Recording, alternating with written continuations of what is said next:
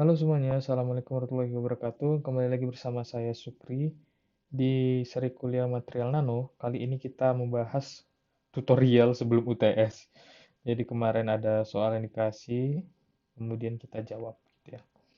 Soal yang pertama adalah waktu itu kita disuruh mencari berapa panjang gelombang laser yang dapat mengeksitasi sebuah elektron dengan panjang yaitu 1 nanometer dari ground state ke second second ininya apa namanya second state-nya gitu ya. Jadi kita dapat misalnya N1 ground state itu ya kita lambangkan 1, kalau yang 2 berarti 3, berarti 1 tambah N ya, tambah N. Berarti kan N-nya 0, berarti 1 tambah 0, ini 1 tambah 2, 3 2 3 1 ya. 3 1. Rumusnya ini ada di ini catatan En sama dengan N2H2 per M 8 ml kuadrat, L-nya itu pakai R. Jadi dapat nanti nyari N-nya itu 3 kuadrat per 1 kuadrat kalikan si H itu kan konstanta Planck di 6,626 kali 10 pangkat min 34 joule second. Kemudian 8 kali M. M-nya itu massa dari elektron tergantung nanti siapa. Pasti elektron sikat biasanya di ini 9,1 kali 10 pangkat min 31 kalikan L 10 pangkat 9 dapatlah ini 4,8 kali 10 pangkat min 19 joule. Nanti kan kita tahu juga persamaan ini kan. HC per lambda dapatlah lambdanya di 414 nanometer. Kemudian kita soal kedua ada resolusi, kita memakai persamaan AB di mana 0,61 lambda per NA. NA adalah numerical aperture, nanti mungkin akan dibahas di kuliah sama Bu Lia. Tapi kali ini akan kita dapatkan saja dari soal nilainya di 1,2 dan di 0,01 nanti. Jadi di optik itu kita pakai cahaya, cahayanya itu cahaya tampak di 400 sampai 700 bebas yang mana kita pakai. Misalnya 500 kita gampang dapat 254 nanometer. Namun untuk elektron kita cari dulu panjang gelombangnya berapa. Tapi untuk di literatur aku dapat segini.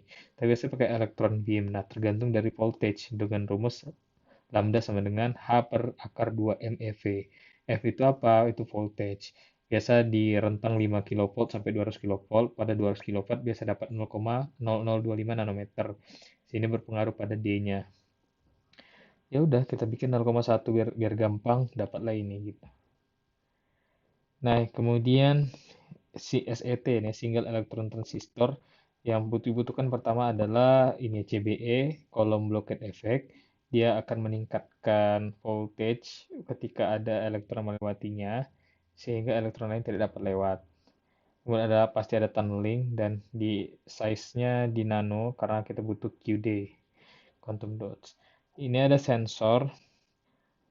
Fungsi dari si SPR adalah sebagai sensor sama analisis biomolekular. Nah, ini ada pertanyaan-pertanyaan juga. Pada metal, dalam skala nano, maka konduktivitas naik. Nah, itu bergantung defek. Biasanya kalau dalam kondisi nano, defeknya itu sedikit. Nah, semikonduktor, beda ya.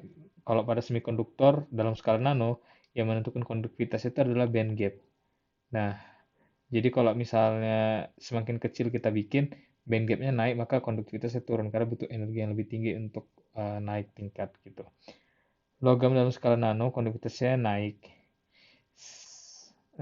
Caranya sedikit defeknya. Karena nanti berakibat karena scattering akibat defeknya dikit dan pemroses. Nah, ini didapatkan karena pemrosesan yang kita pilih. Carilah proses nanti yang menghasilkan defeknya sedikit. Namun kalau untuk semikonduktor itu dalam skala nano adalah berbicara dengan band gap sama konduktivitasnya. Kemudian ada singkat dibahas mengenai yang thermal ya. Oke, yang thermal. Nah, corrected sentence. Jadi ketika kita mengcutting atau memotong si surface si produk apa surface-nya maka akan meningkatkan surface energi yang tinggi di mana Gibbs free energy juga tinggi. Nah, itu karena tadi si Danling-Born tadi ya. Apakah kita menciptakan free radical surface group? Benar. Apakah eh, energinya meningkat? Benar juga karena hanya meningkat eh, entalpinya meningkat saat dipotong karena dendling bond-nya meningkat. Kemudian apakah akan bisa menyebabkan ledakan? Ya bisa, hati-hati penyimpan tersebut dalam skala nano. Karena saat dipotong dia meningkatkan si hidrogen karena di si dendling bond-nya.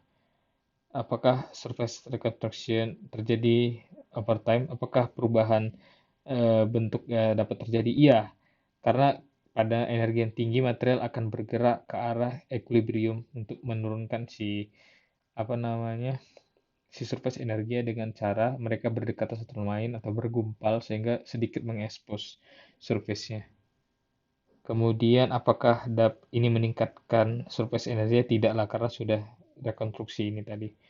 Apakah berpengaruh pada lattice content? Ya. Apakah berpengaruh pada nanopartikel? Ya. Apa melting point nanopartikel? Benar. Mungkin itu aja. Oh ini, ada self-assembly monolayer can change the surface energy. Atau pakai LB film. Atau kita nambahkan pasifasi cara lain untuk menurunkan surface energy. Surface energy performa misalnya pada katalis. Jadi ini berpengaruh juga ya.